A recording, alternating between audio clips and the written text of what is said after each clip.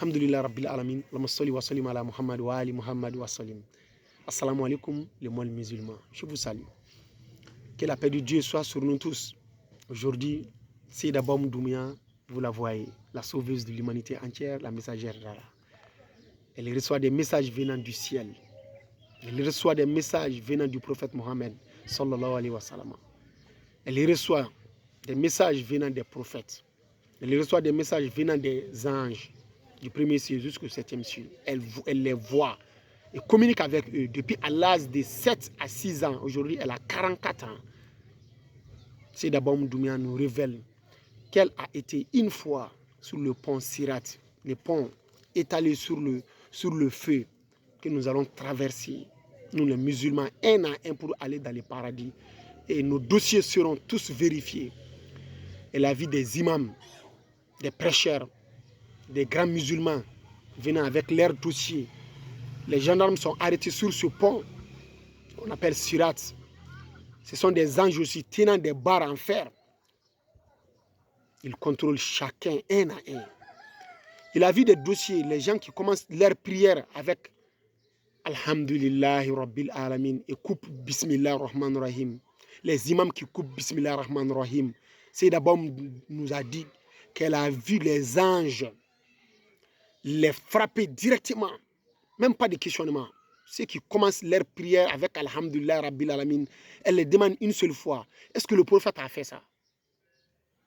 Ces musulmans-là, ces prêcheurs-là, ces imams-là n'arrivent pas à répondre. Est-ce que les compagnons du prophète ont fait ça?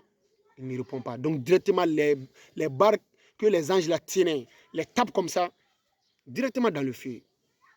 Donc les imams, les prêcheurs, à vous, tous les musulmans, ça concerne tout le monde. Ceux qui prient derrière les imams, qui commencent leur prière avec Alhamdulillah, n'ont qu'à arrêter. Le prophète n'a pas fait. Même si c'est dans vos livres, même si c'est dans vos kitabs là. Ah, le prophète n'a pas fait. Baoum a vu ça vis-à-vis de ses propres yeux. Ce n'est pas par rêve, par cauchemar, non, jamais. Vis-à-vis, elle a été prise par l'ange Gabriel, l'ange Djibril, pour aller sur ce pont. Les anges là sont arrêtés avec des barres en fer. Chacun a son dossier en main. Tu amènes ton dossier, ils ouvrent seulement. S'ils voient que tes prières sont commencées par Alhamdulillah, Alhamdulillah, ils te tapent directement, ils te questionnent une seule fois. Est-ce que le prophète a fait ça? Est-ce que ses compagnons ont fait ça? Si tu n'arrives pas à répondre, on te jette dans le feu. Direct, on te tape avec le fer, là, on te jette dans le feu. Donc, mes chers musulmans, Seyda Baoum Doumbia a vu l'enfer par ses propres yeux, a vu le paradis par son propre yeux, a vu beaucoup de choses qu'on ne peut pas expliquer directement. C'est miraculeux. C'est une messagère qu'on a reçue. C'est une miséricorde Baoum qu'on a reçue.